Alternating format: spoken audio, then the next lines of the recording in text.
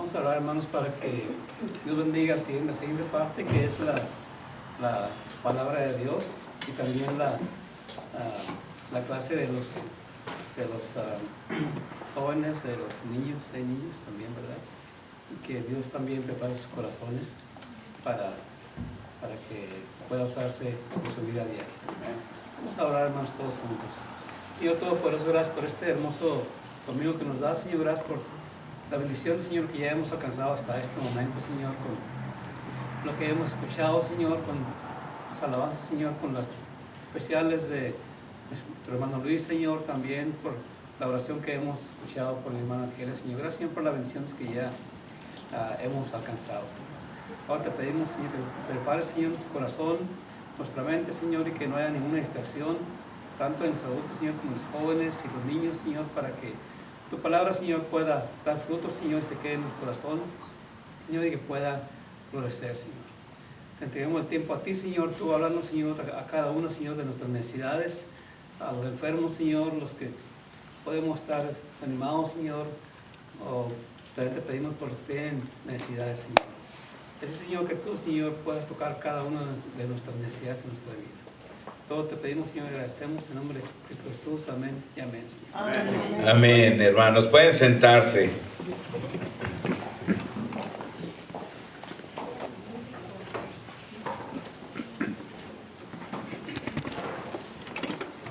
He intitulado a mi mensaje de esta mañana, mis amados hermanos, compartiendo las responsabilidades del reino. Compartiendo las responsabilidades del reino. Es muy importante entender que como miembros del cuerpo de Cristo, que es su iglesia, tenemos el privilegio de compartir con Él las responsabilidades de su reino. A veces tomamos una actitud incorrecta al pensar que en la iglesia el pastor y los líderes están para servirnos y nosotros no queremos hacer nada. Esta actitud es incorrecta y quien así piensa y obra simplemente muestra que no ha entendido la voluntad de Dios para su vida. Mi hermano, mi hermana en Cristo, el Señor no te salvó solamente para que no te pierdas eternamente. Él te salvó para que le sirvas y para que compartas con Él las responsabilidades de su reino. En el Evangelio de Lucas encontramos esta verdad como parte de la historia de Jesús y sus 12 discípulos. Ahora, hermanos, vamos a entrar a esta historia maravillosa, ¿verdad? Hermanos, el Señor Jesús les compartió a sus discípulos el deber de predicar y sanar. Les enseñó con el ejemplo cómo hacerlo. Al principio siempre fue nuestro Señor Jesucristo el que predicó y sanó a los enfermos.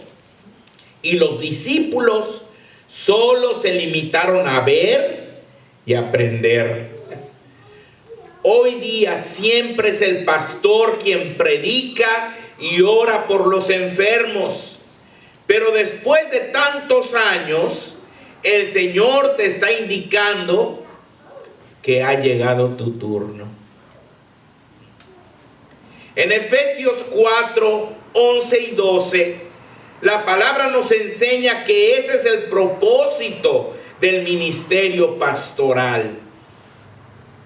Dice así la palabra: y Él mismo, o sea, el Señor Jesucristo, constituyó a unos apóstoles, a otros profetas, a otros evangelistas, a otros pastores y maestros, a fin de perfeccionar a los santos para la obra del ministerio, para la edificación del cuerpo de Cristo.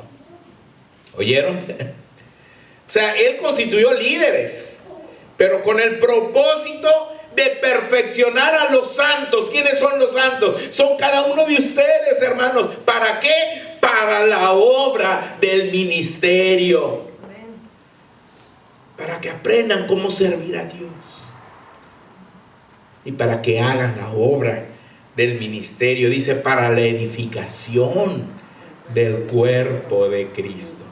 Qué hermoso, hermanos. Todos tenemos ese privilegio de ser, hermanos, corresponsables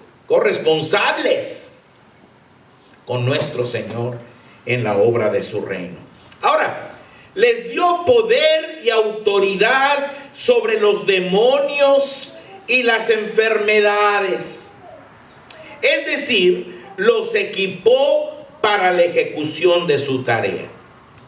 En Lucas 9:1 dice, habiendo reunido a sus 12 discípulos, les dio poder y autoridad sobre todos los demonios y para sanar enfermedades.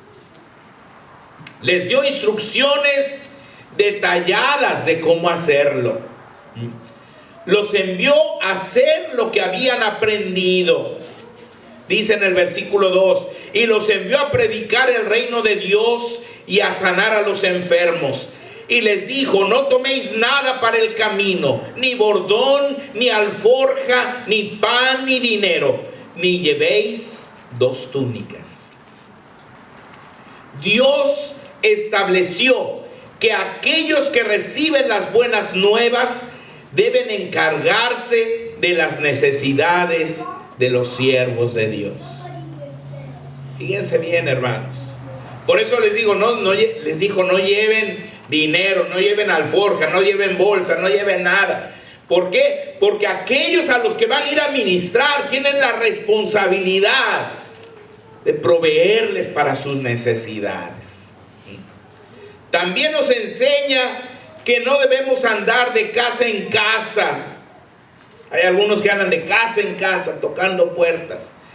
La Biblia nos enseña que no debemos andar de casa en casa, sino alcanzar a las personas desde una sola casa. Ese es el método de Jesús. Llegar a una colonia y establecerse en una casa. Y de allí empezar a invitar a toda la gente a esa casa, no ir de casa en casa. Fíjense, dice, y en cualquier casa donde entréis, quedad allí. Y de allí salir. Allí quédense. En las instrucciones a los 70, en el capítulo 10 de Lucas, está más clara esta verdad. Y posad en aquella misma casa, comiendo y bebiendo lo que os den, porque el obrero es digno de su salario. No os paséis de casa en casa. No hay que andar en una casa, en otra casa. Hay que establecer la obra de Dios en un lugar, les dice Jesús. La palabra nos enseña qué hacer cuando somos rechazados, porque a veces vamos a ser rechazados. Dice el versículo 5, y donde quiera que no os recibieren, salid de aquella ciudad y sacudid el polvo de vuestros pies en testimonio contra ellos. Los discípulos aceptaron el reto y contentos fueron a realizar su tarea. Dice el versículo 6, y saliendo pasaban por todas las aldeas, anunciando el evangelio y sanando por todas partes. La obediencia a toda prueba de los discípulos de Jesús nos inspira y desafía a los cristianos de este tiempo. Tristemente, muchos cristianos contemporáneos, no obstante de saber perfectamente sus deberes en el reino de Dios, se viven ignorándolos y se hacen los ofendidos cuando algún siervo de Dios se los recuerda. los inconversos son impactados con una movilización de ese calibre. O sea, cuando los discípulos, hermanos, obedecieron a Jesús, cuando entendieron que ellos tenían la responsabilidad de ayudar al Señor en su reino y se dedicaron a hacer todo lo que el Señor les había mandado, hermanos, impactaron tremendamente a sus comunidades. Esto incluirá hasta a las autoridades, hermanos. Cuando una iglesia verdaderamente, hermanos, se entrega al servicio de Dios, va a impactar hasta las autoridades. Hace unas semanas allá en Morelia, Michoacán, los hermanos de la iglesia Betel decidieron, hermanos, cerrar la cuadra, ir a pedir permiso al municipio para cerrar la cuadra, poner un techito ahí en la media cuadra, y presentaron todo un concierto de Navidad con orquesta y coro y todo para la comunidad, hermanos. Y fíjense qué interesante, el presidente municipal mandó un representante personal para oír el concierto de la iglesia de Betel. Y hermanos, fue un impacto para toda la comunidad. Y está en internet, ahí subieron en internet parte del concierto. Y se ve allí toda la gente. Creo que pusieron como 200 sillas, ¿verdad? Afuera, en la calle, hermanos. Y se llenó de gente ahí de la comunidad que fueron a escuchar el mensaje del evangelio, ¿verdad? Pero hasta las autoridades fueron impactadas, ¿verdad? Y nosotros es lo que debemos hacer, hermanos. Fíjense lo que dice el versículo 7 al 9 de Lucas 9. Dice: Herodes el tetrarca oyó de todas las cosas que hacía Jesús y estaba perplejo, porque decían algunos: Juan ha resucitado de los muertos, otros: Elías ha aparecido, y otros: algún profeta de los antiguos ha resucitado. Y dijo Herodes: a Juan yo le hice decapitar. ¿Quién pues es este de quien oigo tales cosas? Y procuraba verle. Cuando escuchó todo lo que estaba haciendo Jesús, y por supuesto sus discípulos junto con él. Nosotros estamos llamados también para impactar a nuestras comunidades y a las mismas autoridades. Para poder hacerlo, necesitamos tomar en serio nuestro cristianismo, como lo hicieron los discípulos del Señor Jesús. Ahora, el Señor también les ordenó dar de comer a la multitud, hermanos. Dar de comer a la multitud. Esto sucedió después que regresaron de predicar. El plan original del Señor era tener un retiro con sus discípulos para hacer una evaluación de su trabajo. O sea, ya habían regresado de ir allá a las comunidades a llevar el mensaje. Ya habían regresado. Entonces Jesús quería juntarse con ellos para evaluar las cosas, para ver cómo les había ido, para ver qué había pasado, cómo habían reaccionado las personas en las aldeas donde habían ido a predicar y a sanar. Versículo 10 dice: vueltos los apóstoles, le contaron todo lo que habían hecho, y tomándolos se retiró aparte a un lugar desierto de la ciudad llamada Betsaida. Quería estar con sus discípulos, platicar con ellos. Pero ante la necesidad imperativa de ministrar a miles de personas, convirtió su retiro en un día de predicación y sanidad. Dice el versículo 11: Y cuando la gente lo supo, le siguió. Y él le recibió y les hablaba del reino de Dios y sanaba a los que necesitaban ser curados. Esto nos enseña que el ganar almas para el reino tiene prioridad por sobre todas nuestras demás actividades. Al pasar el tiempo se empezó a hacer noche y la gente comenzó a sentir hambre. Los discípulos, sabiendo lo acontecido, se preocuparon por la situación y compartieron su preocupación con el Señor Jesús. Lo dice en el versículo 12. Pero el día comenzaba a declinar y acercándose los 12 le dijeron: despide a la gente para que vayan a las aldeas y campos de alrededor y se alojen y encuentren alimentos, porque aquí estamos en lugar desierto. Pero entonces, cuando el Señor puso sobre ellos la carga de darles de comer, para enseñarles que cuando los recursos humanos se nos acaban, nunca debemos desanimarnos. Es decir, puso sobre ellos.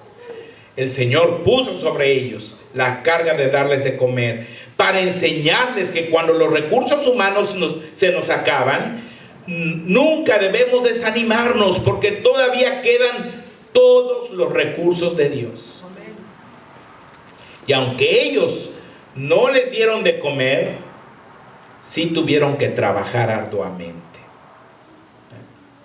O sea, el Señor es el que se encarga de lo más difícil, hermanos, de lo más grande. Pero nosotros tenemos que participar también. Tenemos nuestra parte. Tenemos que hacer lo que nos corresponde. Él hace la mayoría. Él hace lo más importante, lo más difícil. Pero tú y yo también tenemos que hacer nuestra parte. Él les dijo: dadles vosotros de comer. Y dijeron ellos: no tenemos más que 5 panes y 2 pescados, a no ser que vayamos nosotros a comprar alimentos para toda esta multitud. Ya sabemos, en otro de los evangelios nos dice la Biblia que fue un niño, ¿verdad?, el que compartió su lonche que traía, ¿no? 5 panes y 2 pececillos con el Señor para que pudiera dar de comer a la gente, ¿no? Qué hermoso que ese niño también fue usado por el Señor y él estuvo dispuesto a compartir lo que Dios le había dado. Ahora, los discípulos sentaron a la multitud en grupos de 50 en 50. O sea, ellos tuvieron que trabajar. Ellos no les dieron de comer a la gente, no multiplicaron el pan ellos, pero tuvieron que trabajar. Sentaron en grupos de 50 en 50 a la gente. En el versículo 14 y 15 lo dice: y eran como 5,000 hombres. Entonces dijo a sus discípulos: hacedlos sentar en grupos de 50 en 50. Así lo hicieron, haciéndolos sentar a todos. O sea, empezaron a organizar a la gente, en otras palabras, y a sentarlos en grupos de 50 en 50. Los discípulos llevaron aquellos panes y pescados y los cestos llenos a la gente. Tuvieron que trabajar. Dice el versículo 16: y tomando los 5 panes y los 2 pescados, levantando los ojos al cielo, los bendijo y los partió y dio a sus discípulos para que los pusiesen delante de la gente. Así que ellos los llevaron, ¿verdad? Le fueron dando a cada grupo de 50 sus porciones de pan y de pescado, ¿no?, para que pudieran alimentarse. Los discípulos recogieron lo que sobró. Versículo 17: Y comieron todos y se saciaron y recogieron lo que les sobró, 12 cestas de pedazos. La obra de Dios requiere de hombres y mujeres que estén dispuestos a compartir con el Señor las responsabilidades de su reino. Nadie que no esté dispuesto a servir a nuestro Señor encontrará jamás las ricas bendiciones que Dios tiene para sus verdaderos siervos. Si tú en verdad deseas tener una buena relación con Dios, debes estar dispuesto a compartir con tu Señor esas responsabilidades. Ahora pregúntate, ¿de qué manera estoy trabajando para mi Señor? ¿Es suficiente lo que hago para Él? Hermanos, se ha terminado un año. Se ha terminado un año. Y yo quisiera preguntarles, ¿cómo está su relación con Dios? ¿Qué han hecho por Dios? Dios ha hecho todo por nosotros. Nos dio la vida. Nos da el sustento diario. La comida, el aire, el agua, el sol. Nos ha proveído de padres, de hermanos, de vecinos, de amigos, de parientes, de una iglesia donde nos podemos reunir. Nos ha dado un trabajo donde podemos conseguir los recursos, hermanos, para nuestra manutención diaria. Y por si esto fuera poco, envió a su Hijo para morir en la cruz por cada uno de nosotros, para salvarnos del pecado y de la muerte. Nos ha dado vida juntamente con Cristo. Nos ha sacado del mundo, hermanos, y trasladado al reino de su amado Hijo, para que caminemos con Jesús en victoria. Y bueno, la lista es muy larga. Yo podría hablar aquí horas de lo que Dios nos da. Pero nosotros, ¿cómo le estamos correspondiendo? ¿Cómo le correspondemos?